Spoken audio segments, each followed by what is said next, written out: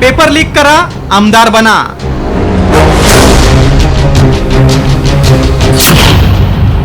Paper फोडणारेच जनता सेवकाच्या वेशात.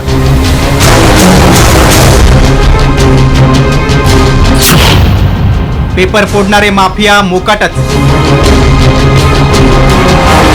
नीट पेपरफुटीचा मुद्दा देशभरात गाजत असताना एक धक्कादायक माहिती समोर आली.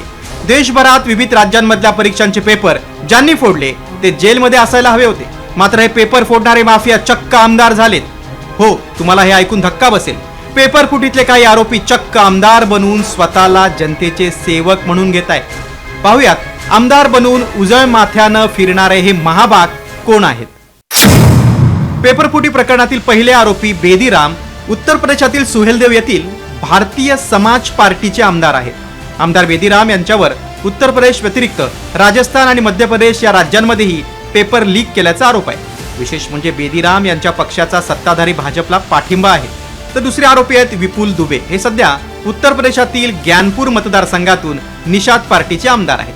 विपुल दुबे यांच्यावर 2006 मधील रेल्वे भरती परीक्षेचा पेपर लीक केल्याचा आरोप आहे. या आरोपानंतर गँगस्टर ऍक्ट अंतर्गत कारवाई करण्यात आली होती. मात्र पेपर फुटीतले शेकडो आरोपी अजूनही मोकाटच आहेत. गेल्या 10 वर्षात 152 पेक्षा जास्त पेपर फुटूनही आतापर्यंत एकाही दोषीला शिक्षा झालेली नसल्याचा आरोप खासदार राहुल गांधींनी केलाय. देश के स्टूडेंट्स एजिटेशन कर रहे हैं,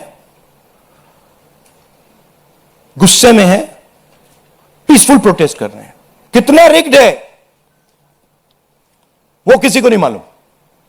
सुपरफिशियली दिख रहा है कि 152 पेपर लीक हुए हैं पिछले 10 साल में.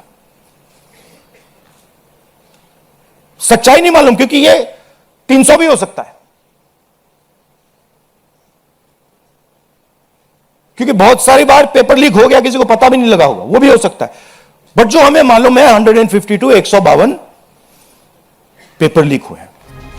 त्यामुळे प्रश्न फक्त पेपर फुटीचा नाही तर इथल्या व्यवस्थेचा आहे. जर पेपरफुटी प्रकरणांमध्ये योग्य न्याय मिळत नसेल, आरोपी जामिनावर सुटून यंत्रणाच ताब्यात घेणार असतील, तर विद्यार्थ्यांचं भवितव्य कसं सुरक्षित राहणार, हाच खरा प्रश्न आहे. ब्युरो रिपोर्ट, साम टीव्ही न्यूज.